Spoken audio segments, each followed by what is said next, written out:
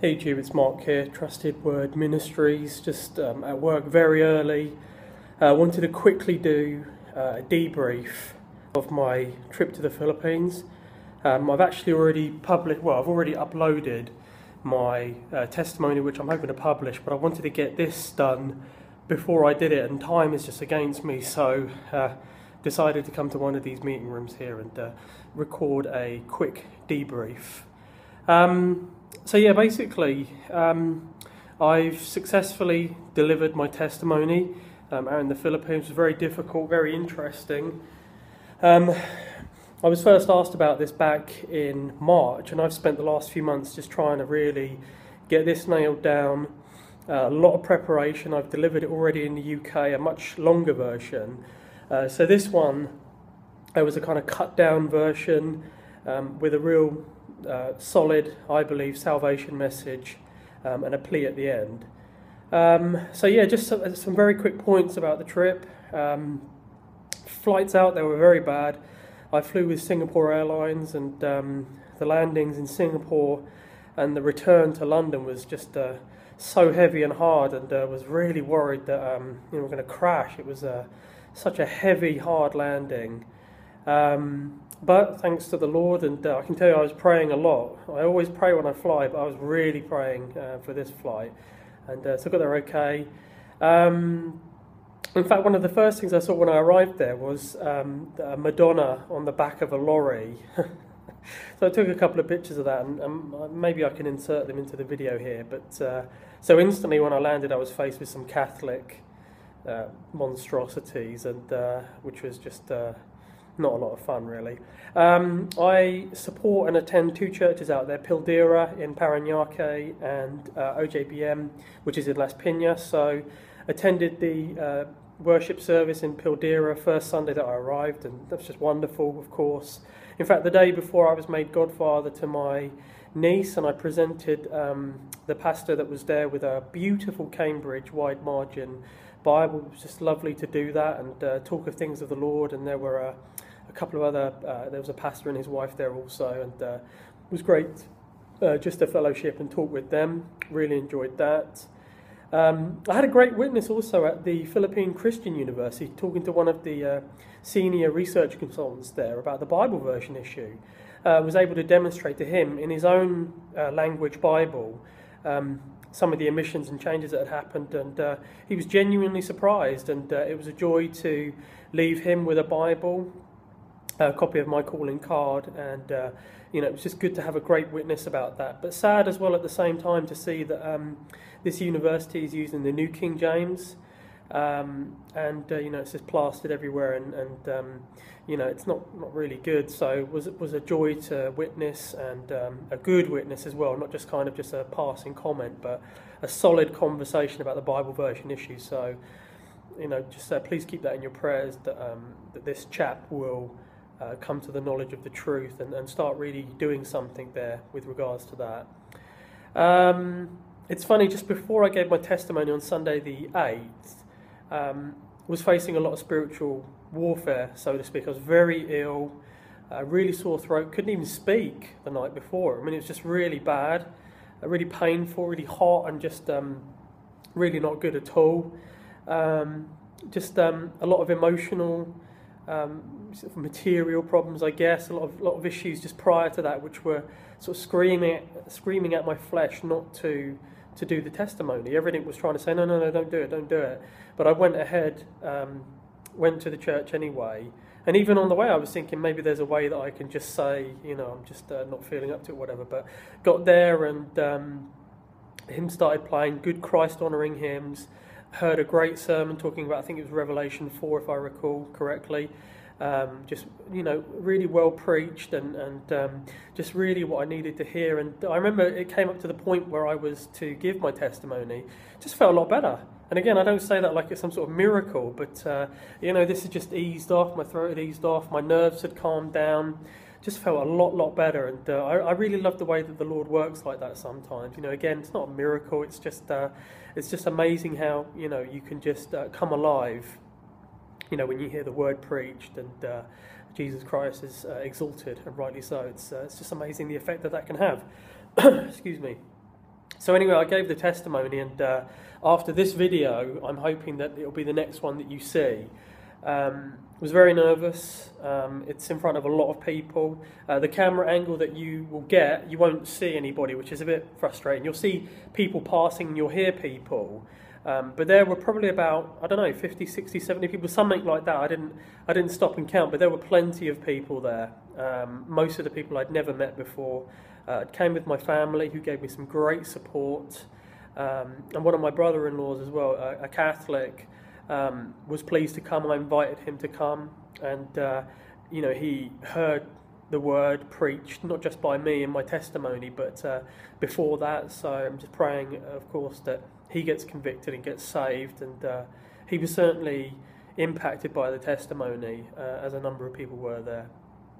And I also met another pastor there, a chap called Pastor Alejandro. I'd had some correspondence with him before flying out to the Philippines, and was a little bit sceptical, to be honest with you. It helps to be cautious when dealing with people you've never met before, but he made the effort to come, and when I met him, I knew it was fine. I knew it was perfect. Solid King James Bible believing pastor, and very, very happy to make his acquaintance, and his church will become the third church that I support out in the Philippines now, so from 2 to 3. And I've got a great relationship with him already. Was very happy to fellowship with him. Very, very comfortable with everything that he said and what was going on. So anyway, I delivered my testimony and spoke to him afterwards, and a number of people. And I've been invited to give my testimony again at 3 other churches in the Philippines. The one belonging to this pastor that I met, another church plant of this particular church, OJBM, and a third one, I can't recall exactly where it was, but somewhere nearby in Manila, I believe. So I was really, really happy with that. But the thing that I was most happy about was a young gentleman got saved. After I gave my testimony, you'll see when you watch the testimony that there is a salvation plea at the end of it. I was very led by the Lord to say something about that, not just to give a testimony and just walk off, but to talk about salvation and to challenge people there. And so I'm hoping and praying it'll be an encouragement to you. After this testimony, I think there was just sort of one hymn, and then the fellowship afterwards, and this young gentleman was sitting with the pastor at the church there. I had no idea what was going on. I mean, obviously I'm just hoping that my testimony is just an encouragement, let alone seeing someone get saved. And it was only afterwards that I was introduced to this young man and told that he'd accepted Jesus Christ as his own personal saviour and fully understood, and he got saved. And it was just amazing. I shook that young man's hand a number of times and embraced him a number of times, gave him my card. I said, please email me. I was just really, really happy. It was just the icing on the cake, just such a joy to know that just my testimony was just the nudge, that final piece of conviction. Again, I don't care if I'm a reaper or a harvester or whatever you want to call it, but if I can be just one of those people that's just a nudge, I'm happy with that. That's great. I don't, it's fine with me, absolutely fine with me. So I was just overjoyed that somebody got saved there, whether or not even it was, in my testimony, a nudge, so to speak. But, just really, really happy with that. And it's funny, after the giving of the testimony, on my way out of the country, the very following morning, in front of me in a queue is a Catholic woman, probably from Holland or Germany or something, but Catholic woman in front of me. On the check-in desk there's a pentagram sticker, so I just found these, I was sort of, checking in. I just smiled because I just really realised what was going on here. I'd faced some difficulty the night before I gave the testimony. The flesh was going, no, don't do it, but the spirit was willing. So I just found that these little 2 sort of smacks across the face, this pentagram sticker and this Catholic nun walking before me. I understood why they had showed up. I really got it, and I kind of smiled because I really realised that the Lord had been with me and really give me that boldness to give my testimony. It was hard work, really, really hard work. Very nervous, and I'm just grateful that the Lord gave me that strength to deliver it. I'm not comfortable doing it, but He helped me, and so I just pray and hope that the testimony is a real encouragement to you guys, and that you see just the genuine way that I deliver it. And the Lord seems to want to use me to just do it again somewhere, and I'm happy with that. It's, whatever the Lord wills for me, I'm happy with that. So the other part about this is, well, there's a couple of other extra things to add on here. I'm obviously really desperate to return again.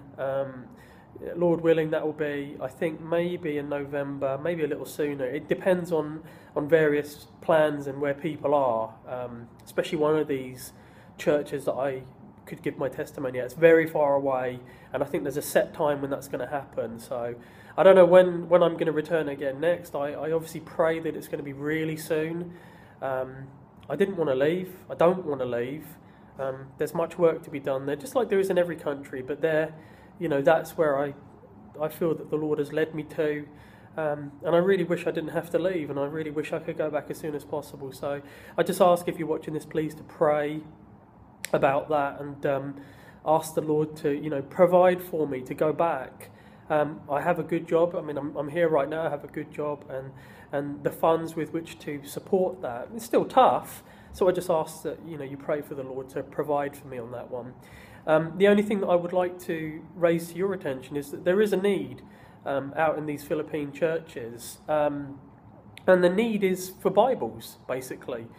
I've had a number of brothers and sisters help me on this already, but I just ask for you to just to give that some consideration. The Bibles that I buy are very, very cheap. They're these little small blue TBS Bibles. I think they're a couple of pounds each. I mean, they're very, very cheap. I took as many as my luggage could handle, and it still wasn't enough. It was great to hand those out, the 30 pieces of Bibles that I had, and a ton of tracts, and I had a bunch of very small New Testaments and a bunch of larger red-coloured New Testaments, and so it was a joy to take them out. But my estimates personally, when I was there and I was talking to the pastors and preachers, my estimates for the need that's with these three churches is around probably 300 to 400 of these Bibles. Now, obviously, that's a great expense. So, I'm not asking for money or anything, please, nothing like that. But I am asking for any help you can give with just shipping Bibles out there. That's it.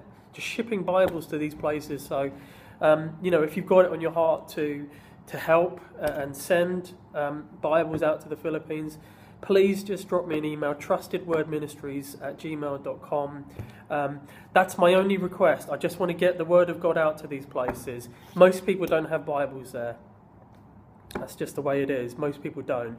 So it's a real pleasure to hand these little pocket-sized, Bibles out. So somebody's got something. But there is a genuine need for it. So again, not asking for money, anything like that. But I would like to ask for help in sending Bibles to the Philippines, and you can, do what you want with that request. I mean, for me, I'm just going to channel my funds into booking a flight and buying Bibles. I mean, the Lord has blessed me to be able to procure some. 400 of them or so might be a little trickier. I can do it; it will take time, but I just ask that if you can and you're able to, buy a few, I can give you addresses. You don't have to send it through me. I can just give you an address, and you can send these King James Bibles. I just ask that they're King James Bibles.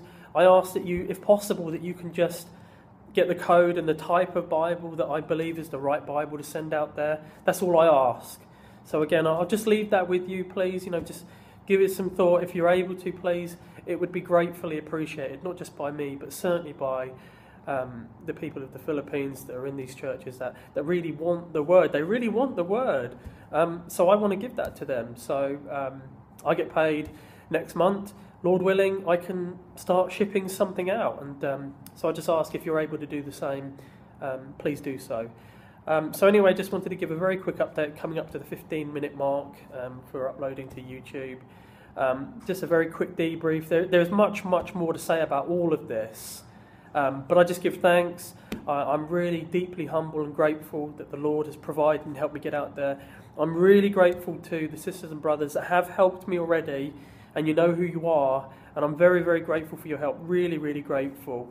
And I just ask that you all pray that I can return and that I can do something. I just want to serve the Lord, and I just pray that we all can. So thanks for the time you spent watching.